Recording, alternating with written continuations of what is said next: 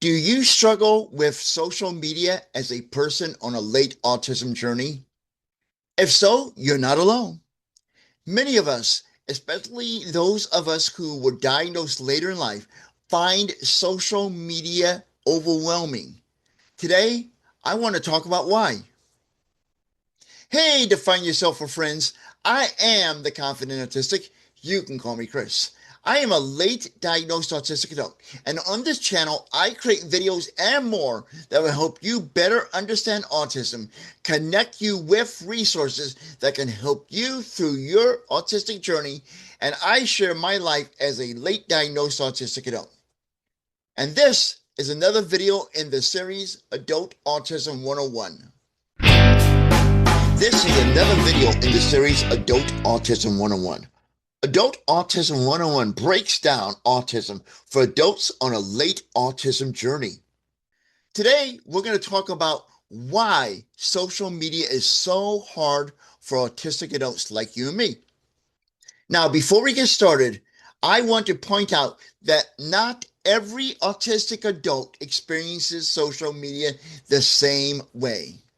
There are some autistic adults who absolutely love it because it allows them to connect with others without the pressure of a face-to-face conversation. But today, I'm talking about why many late diagnosed autistic adults like you and me struggle with social media. So now let's talk about why social media is so hard for us. One of the biggest reasons why social media is so challenging for those adults on the spectrum is sensory overload. Social media can be a sensory minefield. Videos autoplay unexpectedly. Notifications constantly compete for our attention. Bright colors, flashing graphics, endless scrolling, advertisements, and information coming at us from every direction can quickly overwhelm our autistic nervous systems. Even when we're trying to relax, social media often keeps our brains working overtime. Another challenge for those of us in the spectrum when it comes to social media is the pressure of social expectations. Many neurotypical people seem to navigate social media effortlessly. They know what to post, how often to post, how to respond, and when something is meant as sarcasm or is meant as humor.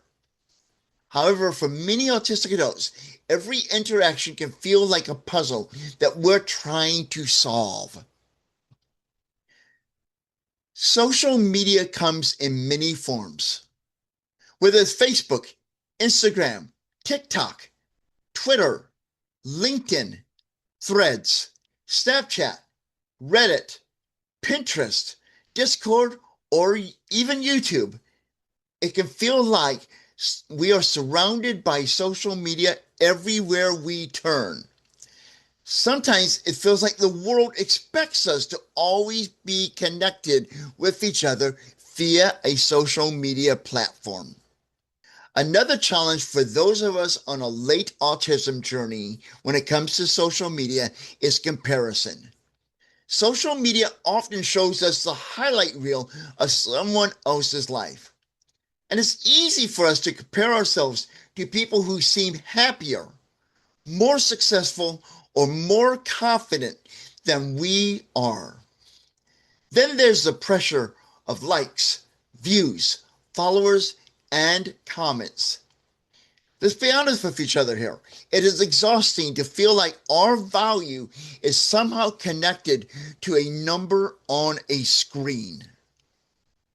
Unfortunately, social media gives everyone a microphone, including people who enjoy trolling by criticizing, arguing, or leaving hurtful comments. As autistic adults, if we say something differently, misunderstand a conversation, or simply disagree with the crowd, people can be surprisingly harsh. So when a person like us who are on a late autism journey has spent much of our lives trying to fit in, those negative interactions on social media can hurt far more than people realize. Many of us are masking even while we're on social media. And we do this by carefully choosing our words, editing our posts multiple times, and thinking about how other people might interpret everything that we write and or post. Masking online is different from masking in person. It's much more subtle, but it's also constant, and it can be just as mentally exhausting.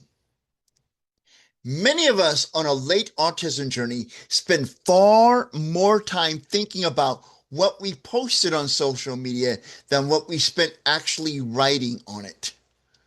We replay conversations in our heads and wonder, did I say the wrong thing? Did someone misunderstand me? Why haven't they responded? Should I just delete the entire post? That uncertainty can create a tremendous amount of anxiety, and we may continue thinking about an interaction long after we closed the app. Now, the replaying of conversations is a part of autistic rumination, and I will be making a video on that topic soon. So be sure to subscribe to my channel and make sure that you ring the bell so you do not miss that video when it gets posted to this channel.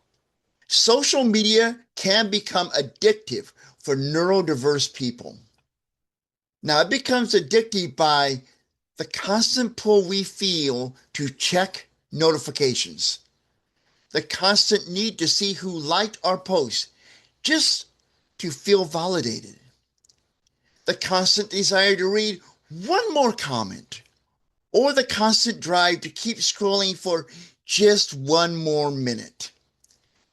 Addiction to social media can drain our energy, our focus, and our mental well-being. Now, I do want to say something important. Social media isn't all bad. In fact, for many late diagnosed autistic adults, social media is where we first learned about autism. Social media is where many of us discovered that we weren't broken. Social media is where we found community, friendship, education, and people who finally understand us. The goal is not necessarily to leave social media if it challenges you. The goal should be to learn how to use social media in a way that protects our mental health. Now let's talk about some strategies that can help us survive, if not thrive, when it comes to social media. First, we can set healthy limits. Most smartphones have built-in tools like digital well-being on Android or screen time on iPhone that allows us to limit how much time we spend on social media apps each and every day. Second, we should curate our feed. This means we should follow people who educate, encourage, and inspire us. Now, here's a shameless plug. You should be following me because that's what I try to do in the channel. I try to educate you, I want to encourage you, and I want to inspire you to live confidently autistic. Shameless plug is over. Let's get back to the content of this video. And don't be afraid to unfollow, mute, or block accounts that constantly make you feel anxious, angry, or emotionally drained. Third, you don't have to read every comment or respond to every message.